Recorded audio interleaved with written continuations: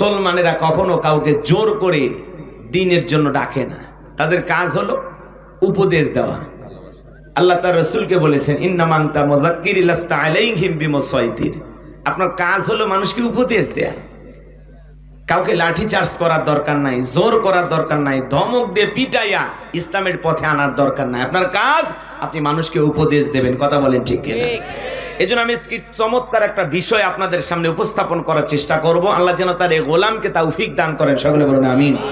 মুসলিম হিসাবে আমাদের ব্যবহার কেমন হওয়া উচিত, ইসলামিক নেতা যারা হবে, দ্বীনের দায়ী যারা হবে, তাদের ব্যবহার কেমন হওয়া উচিত, এবং যারা মুসলমানের নেতৃত্ব দেবে, আদর্শ নেতা, ইসলামিক নেতা, তাদের চরিত্র, তাদের গুণাবলী কেমন হওয়া দরকার, এই বিষয়গুলো নিয়ে আজকে আমি একটু আপনাদের সামনে আলোচনা করব ইনশাআল্লাহ। আল্লাহ কবুল করেন, জোরে বলুন আমিন। কষ্ট হবে আপনাদের? সংক্ষিপ্ত আমি ঘন্টাখানিক কথা বলবো। এখন 11:30 বাজে, 12:30 পর্যন্ত ধৈর্য নিয়ে কারা কারা থাকবেন না তারা হাত তোলেন। আপনি থাকবেন না? শোনেন, 1টা 2টা 3টা পরে আমার কোনো আপত্তি নাই, লম্বা সময় আলোচনা করতে আমার কোনো আপত্তি নাই। আমার টেনশন হলো আপনাদেরকে নিয়ে, কারণ কাল সকালে মাঠে আবার কাজ করতে হবে, বিভিন্ন জায়গায় পরিশ্রম করতে হবে। কেউ দোকানদারি করবেন, কেউ চাকরিতে যাবেন, তাই না? এই জন্য আমি অনুরোধের ভাষায় বলবো, আপনাদেরও যেন কষ্ট না হয়, আমারও যেন পরিবেশটা ঠিক থাকে, আমিও যেন দূরের মানুষ যাইতে পারি সময় মতো। আপাতত 12:30 পর্যন্ত একটা চুক্তি হোক, তারপরে সময় পরে এটা দেখা যাবে ইনশাল্লাহ। একটা বললেন তো হবে, বোনাস টাইম তো আসেই, তাই না? তা আপাতত 12:30 পর্যন্ত নড়াচড়া করবেন না। কারা কারা 2 হাত তুলে বলেন ইনশাআল্লাহ? একটু জোরে বলেন ইনশাআল্লাহ। মাঝে মাঝে হাত তুলিনি কারা দেখেন তো? যারা হাত তোলে নাই, নিয়তে ভেজাল আছে। নিয়তে ভেজাল থাকলে আপনি এখনই চলে যান, আমার আপত্তি নেই, কিন্তু দয়া করে পরিবেশ নষ্ট করবেন না। 1টা ঘন্টা শোনেন, একটু শোনেন আমি কি বলতে চাই, আমাকে বলার একটু সুযোগ করে দেন। এখন যারা যাবেন তারা হাত তোলেন। আলহামদুলিল্লাহ, কেউ হাত তোলে না। এই যে ওয়াদা দিলেন, ওয়াদা ভঙ্গ করা কিসের লক্ষণ? জোরে বলেন কিসের লক্ষণ? আলহামদুলিল্লাহ, সবই বোঝেন আপনারা। আসলে সাতক্ষীরার মানুষ অনেক চালাক, বোকা শোকা নাই তো আর। দক্ষিণবঙ্গের মানুষ বোকা থাকে। পাশেই সুন্দরবন, সাতক্ষীরার আকর্ষণ সড়ক পথে সুন্দরবন, তাই না? হ্যাঁ, সাইনবোর্ডে লিখে রাখছেন আপনারা, সাতক্ষীরার আকর্ষণ সড়ক পথে সুন্দরবন। তো বাঘের সাথে লড়াই করে মধু নিয়ে আসেন আপনারা, তাই না? আরে আল্লাহর বান্দাদের সাহস কত! নিজের চোখে বাঘ দেখছেন আপনারা, তাই না? আর আমরা দেখছি চিড়িয়াখানায়, আর আপনারা দেখছেন সুন্দরবনে। সাহস কত আপনাদের!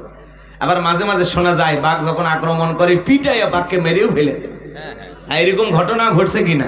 তো যারা বাঘকে পিটাইয়া মারতে পারে, তারা বাতিল কেউ পিটাইয়া মারতে পারবে। কথা বলেন ঠিক কিনা? তারা বাতিলের চোখ রাঙানিকে ভয় পায় না। কথা বলেন ঠিক কিনা?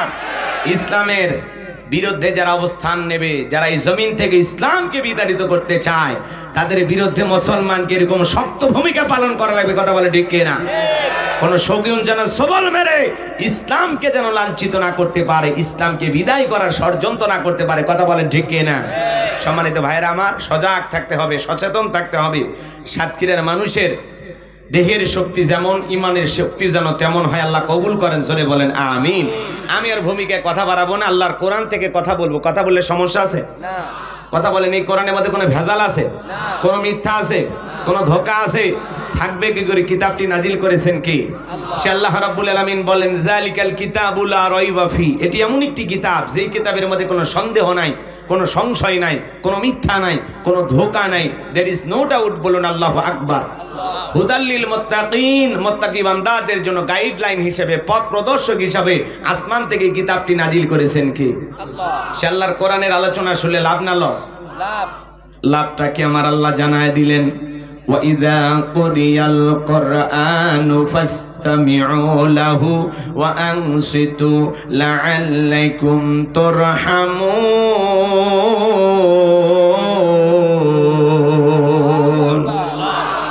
সূরা আরাফ আয়াত নাম্বার 204। আমার আল্লাহ রাব্বুল আলামিন জানায় দিলেন, তোমাদের সামনে যখন কোরআন পাঠ করা হয়, কোরআনের আলোচনা করা হয়, চুপ করে কান লাগিয়ে মনোযোগ সহকারে কোরআনের কথাগুলো শ্রবণ করো।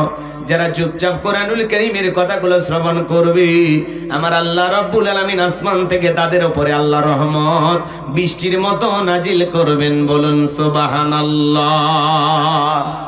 এই জায়গা আল্লাহর রহমত নাজিল হইতেছে, এই বিশ্বাস আপনার আমার আছে না নাই? এটা জান্নাতের বাগান, এতে কোনো সন্দেহ আছে? তাহলে কোরআনের কথাগুলো শুনলে লাভ না ক্ষতি? আল্লাহ বলেন ওয়াযাক্কির ফাইন্নায যিকরা তানফাউল মুমিনিন। সূরা জারিয়ার 55 নম্বর আয়াত আল্লাহ ডেকে বলেন যারা আমার মুমিন বান্দা, তাদের সামনে যখন কোরআন দেওয়াজ করা হয়, কোরআন থেকে উপদেশ দেওয়া হয়, এই কথাগুলো শোনার পরে আমার মুমিন বান্দাদের উপকারে আসবে। বলুন সুবহানাল্লাহ। তাহলে আল্লাহর কোরআন থেকে কথা বলবো, রাজি আছেন তো ইনশাআল্লাহ?